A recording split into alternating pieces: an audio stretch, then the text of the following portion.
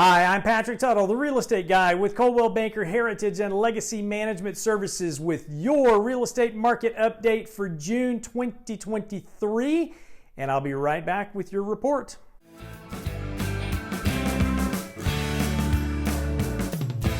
Hi, I'm back.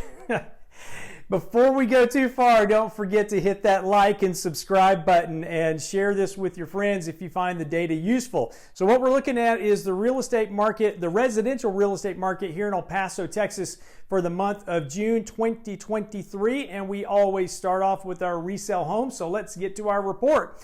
Now we dropped off one of our lines. I got so delayed this month in getting the report together that we didn't look at that pending sales line. So it's missing from my graph. But what I can tell you is that pending sales are off about 22%, almost 23% year over year. But since my data wasn't accurate, we pulled it out this month and we're only giving you the available homes. That's the green line, the blue line, and then the sold in the last 30 days is the green line. And we've got this little bit of a gap there. Overall, sales are down 21.7% year over year from 691 down to 541. Now, why is that? Remember that a year ago, we were still sitting on 4.5%, 5%, maybe 5.5% on the interest rates, and people were rushing to try to get those low interest rates locked in. This year, as you'll see in a couple of minutes, we're at a 6.9% interest rate. So there's a big gap between that interest there. And essentially, we're back to pre-pandemic levels on our sales. In fact, we're sitting right at about 2019 levels in sales. Months of inventory is up 46.8%. That sounds huge. It's not that big when you really look at the numbers. We're still sitting on about 2.5 months of inventory for the total market, a little over 2 months of inventory for the resale homes. Average price still going up. We're at $267,638, up from $267,638 to $281,936. And that's because we're still seeing a lot of multiple offer issues below $300,000, and it's getting us over list price in a lot of scenarios, and it's still driving that average price up, even though the volume is down because of the interest rate hikes that we've seen. And oh, by the way, the Fed's meeting today. It is July 26, 2023 when we're shooting this report, and the Fed's meeting today, and we might see another interest rate hike. Average size home is up just slightly, 1.58%. Square foot price up 4.13%, and days on market is 51 compared to 38 last year. So that's definitely showing that the market is slowing down. And we're probably going to continue to see that as we normalize throughout the end of Q3 and into Q4. We're probably going to see that. But remember, my crystal ball is a little bit fuzzy, and we're just looking at the numbers and what usually happens in Q3 and Q4. So, new homes, here's what's going on. Again, we don't have the pending line here, but new home sales is almost pretty flat compared to last year. And I'm saying that the new homes market has pretty much recovered from the shortages that they had previously, and they're able to deliver the homes in the time frames that they're promising. So here's the summary. Sales are up 33.7%. Remember, a year ago, we were looking at the homes coming out and being finished. So we did have an increase in sales, but right now, year over year, we're looking at almost flat on the total numbers when we're looking at that. Months of inventory, 53.3% up, and the average price is almost 12% up year over year. Average size home is going down. I predicted that was going to happen as we get the higher prices.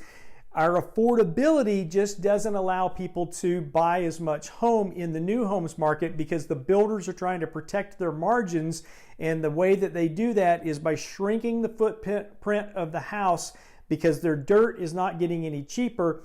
But to stay within the price range that our market here in El Paso can afford, they've got to shrink the footprint of the house and give a lower price point in order to sell to the public. Price per square foot up 10.6%. Days on market 135 compared to 144 last year. That's the overall number, which means that they got a contract over here and they still had to finish the house out. It's just not taking as many days to finish the house. So overall, the market's doing well for new homes, and I think we're back to a balanced stage where the builders are probably going to start dropping those incentives off as they clear out that inventory and get the stuff off their books. Sales price average $321,992. That's still a big number for us here in El Paso, and we're seeing multiple offers below $300 on the resale market, not so much on the new homes market.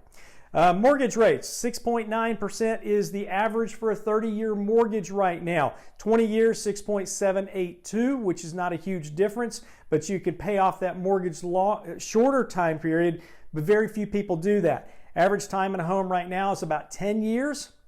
Very, very few people are going to take that to fruition all the way out to 20 years. 15-year fixed rate at 6.034% and a 10-year fixed rate at 6.051 on the APR. Again, Fed is meeting today. We're expecting that they're going to give us another quarter-point hike on the overnight lending rate, which will probably translate into above 7% mortgage rates as we get into the month of August. Mortgage rate trend, it's been pretty flat over the past couple of months, and a 5-year ARM is at 7.644, and the 15-year fixed at 6.03, 6.9 for the 30-year fixed.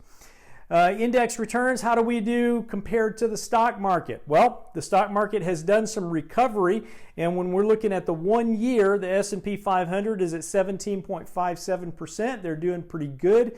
The Dow Jones Industrial is at 11.8%. So it's recovered fairly well from the lows that it had last year and earlier this year, so it's doing okay. I'm still a fan of real estate because people need a place to live, and that's what does it for me. And my clicker has stopped. So 3 key takeaways. Here we go. Number 1, it's like 2019 all over again. If we go back to our pre-pandemic numbers, they're almost identical to 2018 and 2019. So I'm saying just look at 2019 and remember what we were doing back then. If you're a realtor and you're watching this, go back to the basics of talking to people and having those conversations and giving them the advice and advocacy that they need in order to make their their changes in their home depending on their life changes. During the pandemic, the market was driven by cheap money. Outside the pandemic, the market is being driven by life changes. People get married. Married couples have children. Married couples sometimes get divorced.